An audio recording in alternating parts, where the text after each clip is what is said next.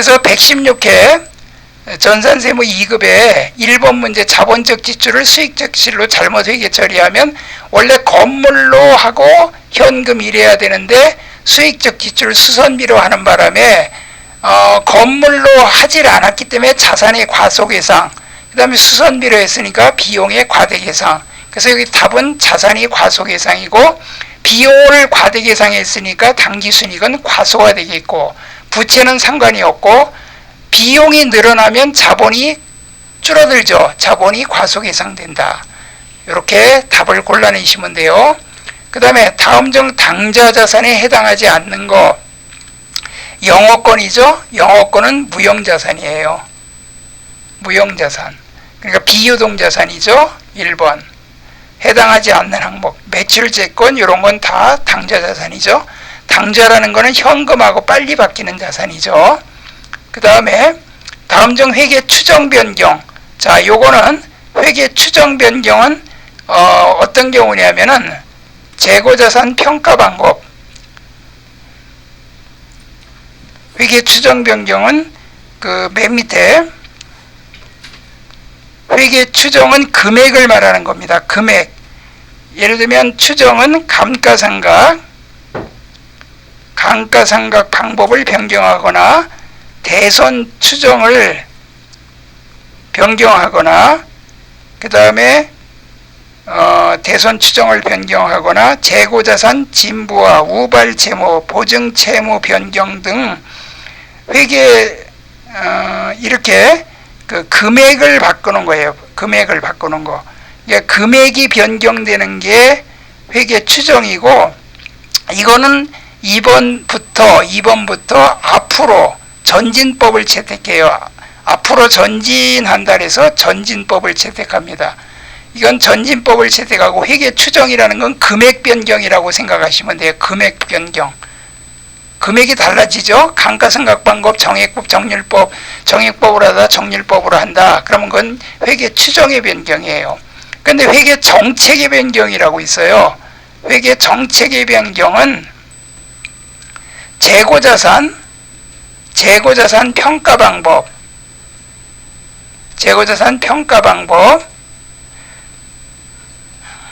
그 다음에 유가증권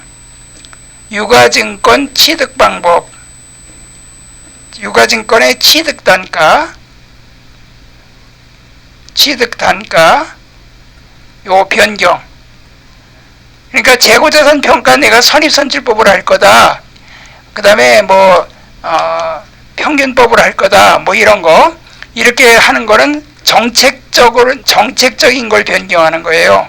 이거는 회계 정책은 요 변경은 소급법을 적용해요. 소급 앞에 것까지 같이 변경한다 이거예요. 그래서 정책의 변경은 요 두 가지를 꼭 외워두세요. 재고자산 평가 방법, 유가증권 취득 단가 방법. 유가증권은 선입선출법으로 할 거냐, 평균법으로 할 거냐, 이 둘 중에 하나로 어느 방법으로 할 거냐 이거예요. 그래서 정책의 변경은 소급법, 과거의 거를 소급해가지고 바꾸는 거로 하고 전진법, 이 회계 추정은 금액을 바꾸는 거라 앞으로만 바꾸면 돼. 예를 들면 감가상각을 정액법에서 정률법으로 바꾼다. 그러면 앞으로 계속 그렇게 바꿔서 계속 기록을 하면 돼요. 근데 정책은 거꾸로 소급을 해서 하는 거고 이 두 가지가 애매해. 이게 이건지 애매할 때는 회계 추정의 변경으로 보고 이건 회계 추정의 변경이에요. 이건 추정의 변경으로 보고 전진법을 채택합니다. 자, 요거는 그 강의해 놓은 걸 잘 들으세요. 그래서 회계 추정의 변경에 해당하지 않는 거, 요 두 개만 외워두시면 구분할 수 있어요. 재고자산 평가 방법, 유가증권 취득 방법. 재고자산 평가 방법, 요 평가 방법이에요. 재고자산 진부화는 이제 진부화는 요거는 회계 추정의 변경이에요. 이거는 금액이 진부화가 됐다는 거는 이제 굿이 꼬물이 됐다는 얘기야. 그러니까 스마트폰이 있는데 지금 신형이 나왔는데 구형은 멀쩡하지만 그 팔을 그 가치가 확 떨어져 버리죠. 싸게 팔아도 사람들이 잘 안 살라 그래. 그렇기 때문에 요 진보하는 금액이 차이가 나는 거고, 재고자산 평가는 요거는 이제 요 정책의 변경. 앞으로 선입선출법으로 계속 할 거냐 아니면 총평균법을 할 거냐, 이거는 세무서에 신고해야 돼요. 9월 말까지 신고해야 됩니다. 9월 말까지 3개월 전까지 세무서에 신고해야 돼요. 이 감가상각도 그렇고. 자, 그러면 그거는 그 정도로 알아두시면 되고, 이 추정 정책의 변경은 두 가지만 외워두시면 나머지는 다 추정의 변경이고, 정책인지 추정인지 구분이 애매할 때는 추정 변경으로 봅니다. 그 다음에 다음 중 자본에 대한 설명으로 옳지 않은 것은, 유상증자 시 주식이 할인 발행된 경우 주식의 할인 발행 차금은 자본 조정으로 처리한다. 자본 조정으로. 자, 그러면 이거는 맞는 얘기죠. 주식을 싸게 발행하면 자본 조정이죠. 할인 발행 자금은. 그 다음에 신주 발행비는 손익계산서의 단기 비용으로 처리하는 게 아니라, 요거 틀렸어요. 요거는 신주 발행비는 주식의 발행대금에서 차감을 하니까 결과적으로 할인 발행 자금이나 할증 발행, 주식 발행 초과금에서 차감하거나 그래요. 그러니까 이 옛날에 이 주식 신주 발행비라는 계정이 상법제 454조에 있었는데 2010년도 12년인가 11년도에 상법이 개정돼서 없어졌어요. 단기 비용이 아니에요. 그때도 이거 또 몇 년 동안 3년 동안 상각하게끔 그렇게 했었는데 상법이 바뀌어갖고 이제는 주식 발행할 때 발행대금에서 차감해갖고 초과금에서 빼거나 할인 발행 차금에 가산합니다. 주식 분할할 경우 주식 수만 증가할 뿐 아니라 자본금에 증가할 뿐 자본금에 미치는 영향은 발생하지 않는다. 맞죠? 주식수 분할하면 주식수가 늘어나죠. 무상감자는 주식의 소각 대가를 주주에게 지급하지 않으므로 형식적 감자. 이것저기 무상감자는 주식을 그냥 뺏는 거예요. 주주한테. 자, 그래서 2번이 틀렸어요. 그 다음에 다음의 자료에 이용하여 기말 재고자산에 포함해야 할 총금액을 계산하면 얼마인가. 단 창고금액은 고려하지 않는다. 반품률이 높지만 그 반품을 합리적으로 추정할 수 없는 상태로 판매한 상품. 이거는 그냥 우리 아직 팔린 게 아니야. 그러니까 팔린 게 아니니까 요 금액은 이제 우리가 가지고 있는 안 팔린 재고자산이에요. 시용판매 조건으로 판매된 시용품 중 300만 원 중 고객이 구매 의사를 표시한 거 100만 원이면 200만 원은 안 팔린 거야. 200만 원은 우리 거예요. 그래서 200만 원 플러스 해줘야 되고, 담보로 저당한 저당 상품은 이거는 내 재고자산이에요. 이것도 플러스 해줘야 되고, 선적지 인도 조건으로 매입한 상품은 내가 외국에서 물건을 샀는데 배에다가 실었다는 통지가 왔다. 그러면 그 선적지에서 바로 배에다가 실는 순간 내 거가 되니까 이건 내 재고자산이 들어가요. 그러면 200에다가 200을 더하고 그럼 400이죠. 900을 더하고 1300이죠. 그러면 여기 400을 더하니까 1700이죠. 그래서 정답은 3번이 됩니다. 자, 6번 문제입니다. 6번 문제. 다음 중 원가에 관한 설명으로 옳지 않은 것은, 자, 여기부터 원가 얘기입니다.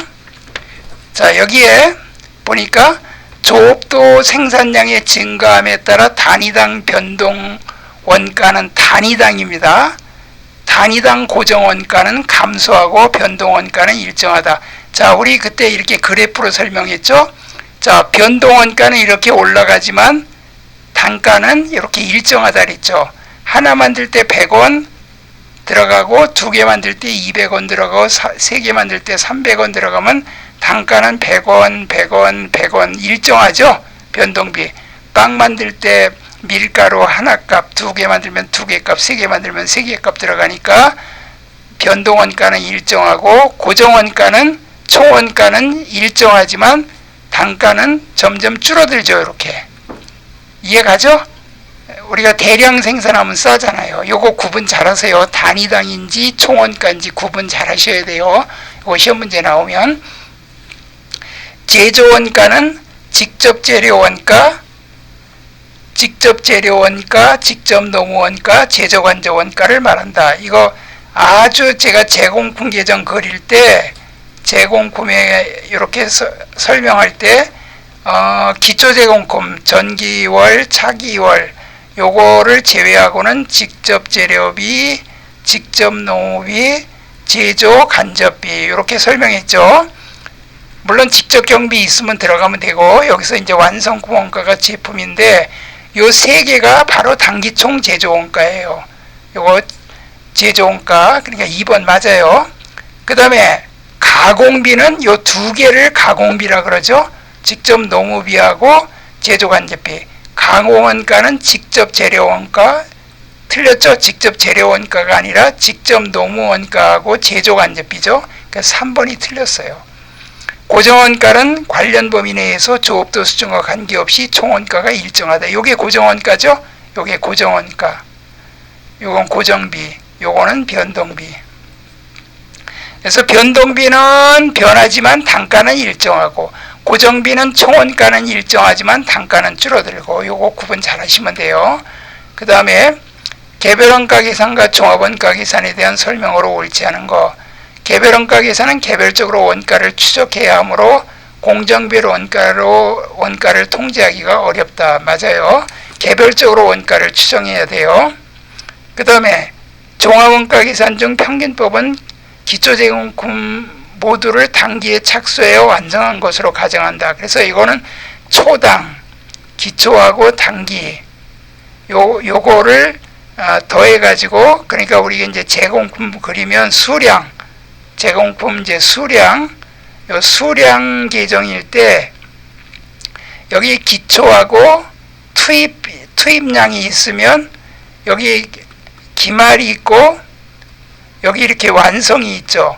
그럼 평균법은 요 두 가지가 다 그냥 단기에 투입이 된 걸로 봐서 이것이 완성도 되고 기말도 되고 이렇게 하는 거예요. 그래서 우리가 평균법일 때는 완성 플러스 기말 제공품 환산량 이렇게 하는 게 평균법이라 그러죠. 그래서 이게 평균법이에요. 기초제공품 모두를 단기에 착수하여 완성한 것으로 가정한다. 종합원가 계산을 적용할 때 기초제공품이 없다면 서로 차이가 없다. 맞죠? 기초가 없다면 우리가 선입선출법은 완 빼기 초 말이었죠. 기초가 없다면 완말, 여기도 똑같이 완말, 똑같이 해요. 똑같아. 차이가 없어요.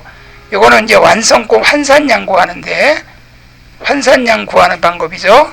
완성품 환산량 구하는 방법. 종합원가 계산은 개별원가 계산과 달리 기말제공금 평가 문제가 발생하지 않는다. 평가 문제가 발생하죠. 발생한다. 왜냐하면 공정별로 하기 때문에 기말제공금 원가를 이렇게 이건 개별적으로 파악이 불가능해요. 그러니까 대략 평가를 해줘야 돼. 대략 뭐 평균법으로 하냐 선입선출법으로 하냐 지금 몇 개쯤 남았고 완성도가 몇 프로인데 뭐 이렇게 해서 추정을 해서 하기 때문에 별도로 원가를 추정을 해줘야 돼요. 개별원가 계산은 명확하죠.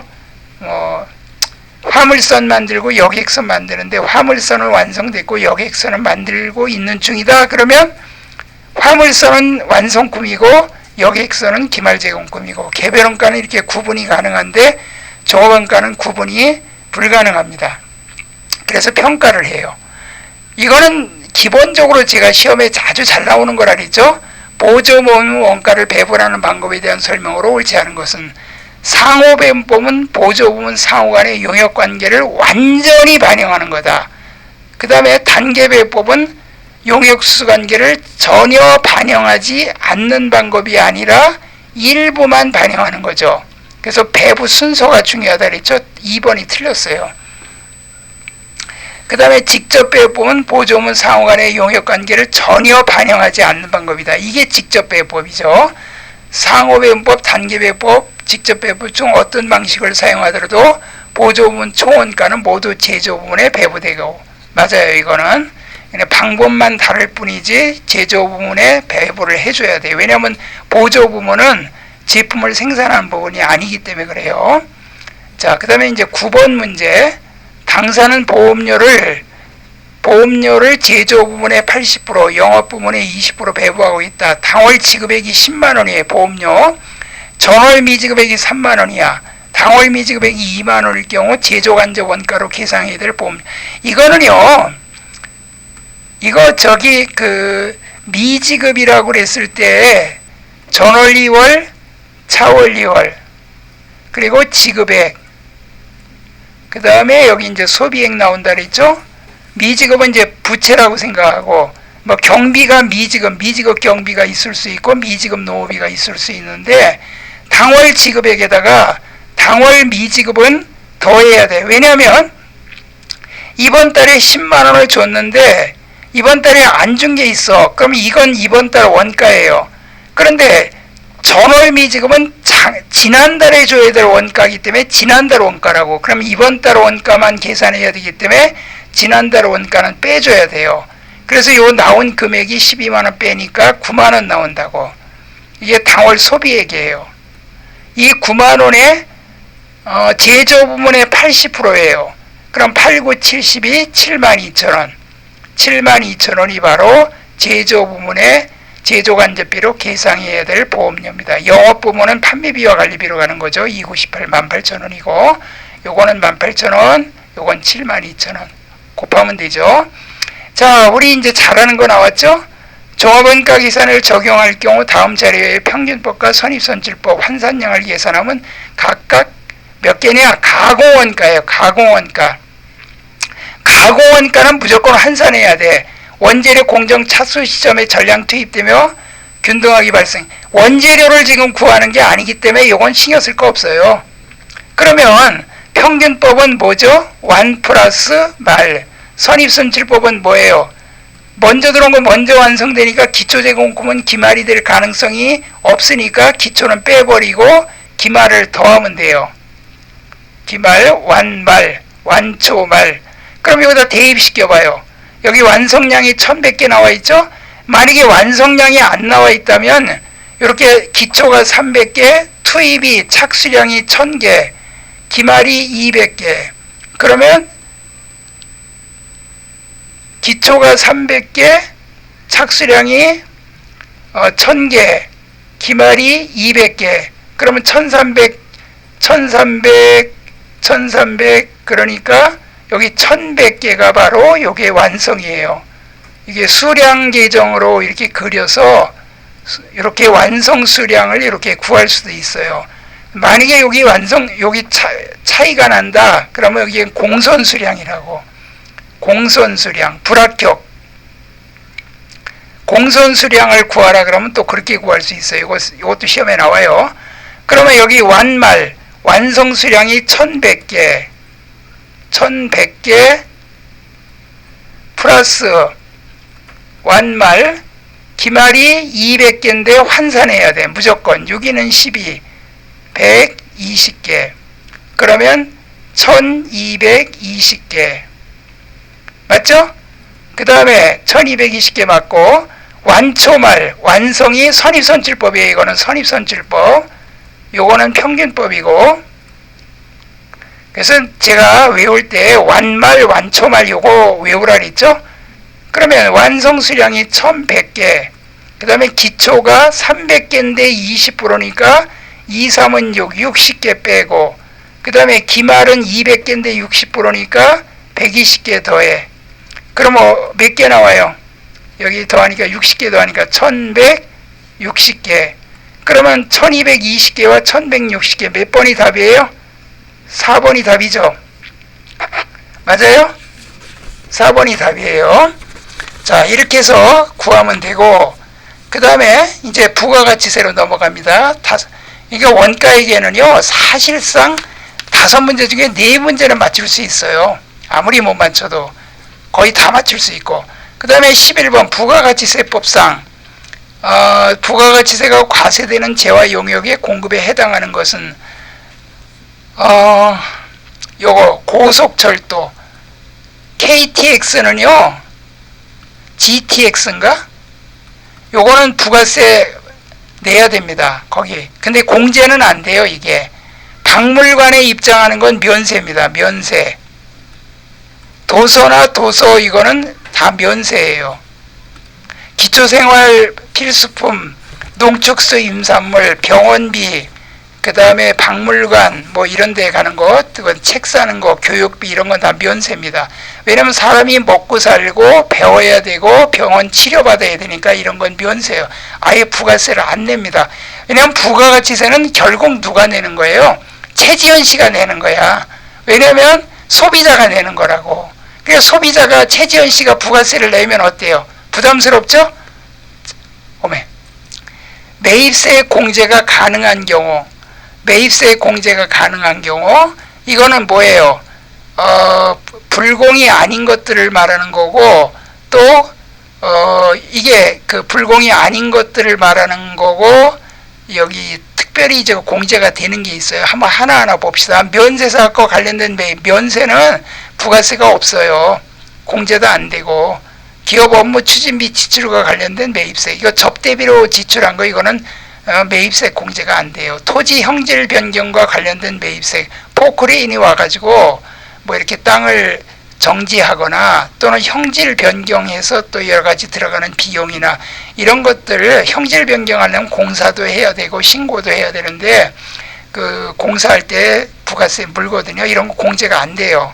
근데 제조업을 영위하는 사업자가 농민으로부터 면세를 구입한 농산물의 의제 매입세, 이 의제 매입세는요, 제조업을 영위하는 사람, 그 요새 복숭아가 많이 나오죠?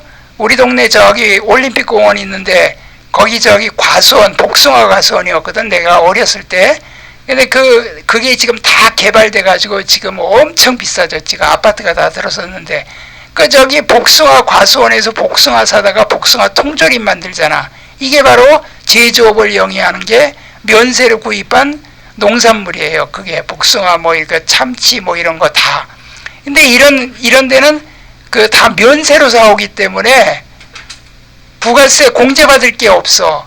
그래서 부가세를 내기만 하고 공제받을 게 없기 때문에 결국 이거를 그 매입할 때 부가세로 공제를 해주겠다.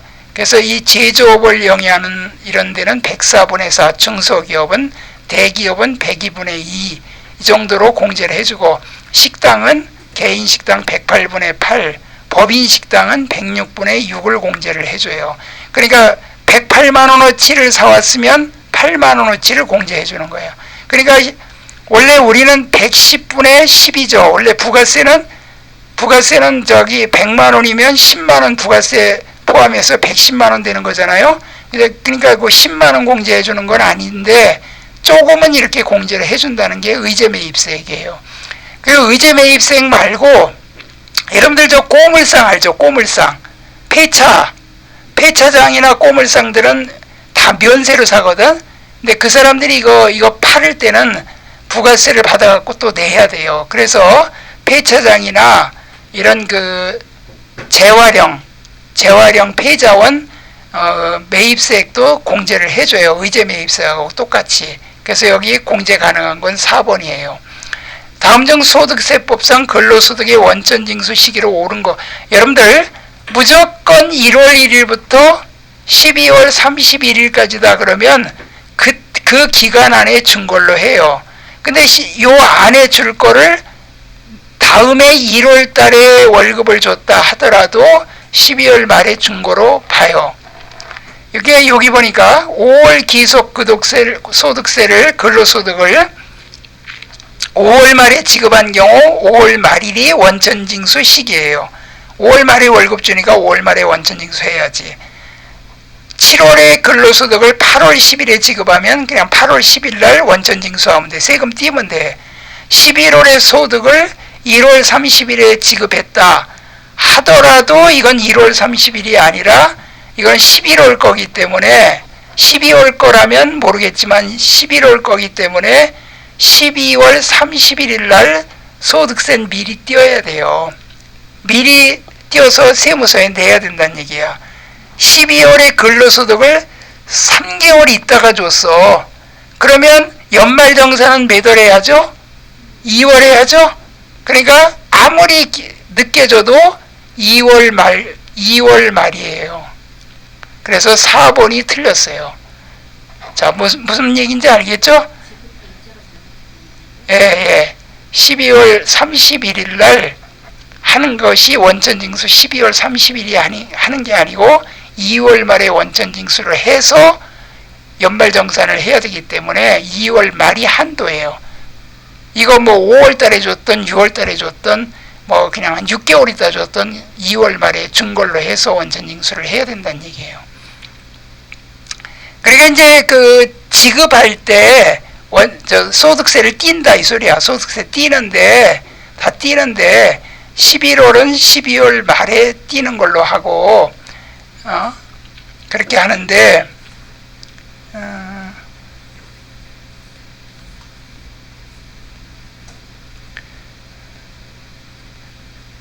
다 12월 말에 다 주는 걸로 해야 돼요. 다 12월 말에. 그런데 예외적으로 2월 말을 지나서 준 경우는 2월 말이 한도야. 그러니까 다 12월 말에 다 원천징수를 해야 돼. 12월 말에 다 원천징수를 해야 돼요. 해야 되지만 그냥 뭐 2월 말을 지나서 주면 그냥 2월 말이에요. 그러니까 한도가 2월 말이야. 왜냐면 연말정산 하기 전까지는 이걸 해줘야 되거든. 원천징수를 해야 다시 세금을 돌려주고 할 수가 있잖아요. 그 다음에 소득세법상 사업소득에 대한 설명으로 가장 옳지 않은 것은 간편장부 대상자의 사업용 유형자산 처분으로 인하여 발생한 이익은 사업소득에 해당한다. 간편 대상자가 아니라 복식부기 의무자. 자, 북이란 말이 잘 안 나오는데 우리가 지금 하고 있는 게 복식부기예요. 복식부기를 전산회계로 입력하는 거예요. 그래서 이건 복식부기 의무자인 경우에만 사업소득이고 간편장부 대상자는 사업소득으로 안 들어가요. 간편장부는 그냥 간편하게 장부 현금 들어오고 나가고 그냥 간편하게 기록을 해서 세금 계산할 때 뭐 구체적으로 장부로 그렇게 해서 재무제표 작성하고 막 그러질 않아요. 그렇기 때문에 소득으로 안 잡아요. 국세 환급금은 총 수익금액에 산입하지 않는다. 세금을 환급 가산금 세금을 더 내갖고 이자까지 돌려받았으면 그거는 수입이 아니에요. 세무서가 잘못한 거니까. 거주자가 재고자산을 가사용으로 소비한 경우 그 소비 지급한 때의 가액을 총수익금액에 산입한다. 재고자산을 가정용으로 쓰게 되면 그것도 파는 걸로 본다 이 소리예요. 매출로 본다. 부동산 임대와 관련 없는 사업소득의 2월 결성금은 당해년도 다른 종합소득에서 공제될 수 있다. 부동산 임대와 관련 없는 사업의 2월 결성금. 부동산 임대와 관련이 있는 거는 공제가 안 돼요. 부동산 임대는 솔직히 불로소득이잖아. 재산이 많으니까 부동산 임대하잖아요. 여기 부동산 임대하는 분이 있어요? 부동산 임대하는 거는요, 다른 사업을 하더라도 거기서 결손금 공제 못해요. 부동산 임대도 결손이 생길 수 있거든. 근데 그 공제가 안 돼요. 그러니까 부동산 임대와 관련이 없는 사업소득은 공제가 돼요. 종합소득에서 2배사 근연기 거기에서 공제가 돼요. 15번 다음 중 소득세법상 종합소득 및 종합소득 공제 및 세액 공제에 대한 설명으로 옳지 않은 것은 거주자의 직계존속이 주거 형편에 따라 별거하고 있는 경우 생계를 같이 하는 것으로 본다. 이제 우리 딸도 나하고 거주를 따로 하고 있거든요. 근데 우리 딸이 우리를 부양가족으로 보고 있어요. 부양가족으로. 나는 소득이 있으니까 안 되지만 집사람은 부양가족으로 해서 공제를 받아요. 그러니까 직계존속이 주거 형편에 따라 별거하고 있을 경우도 부양가족이 되는데 외국에 거주할 때는 안 돼요. 외국에 거주할 때는. 근데 직계비속도 마찬가지예요. 직계비속도 별거하고 있더라도 또 부부가 별거하고 있더라도 부부인 관계 이혼만 하지 않았으면 부양가족으로 봅니다.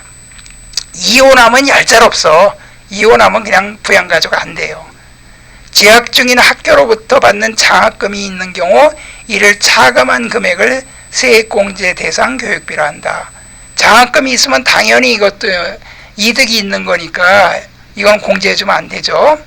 배우자가 있는 여성은 배우자가 별도의 소득이 없는 경우에 하나의 부녀자 공제를 받을 수 있다.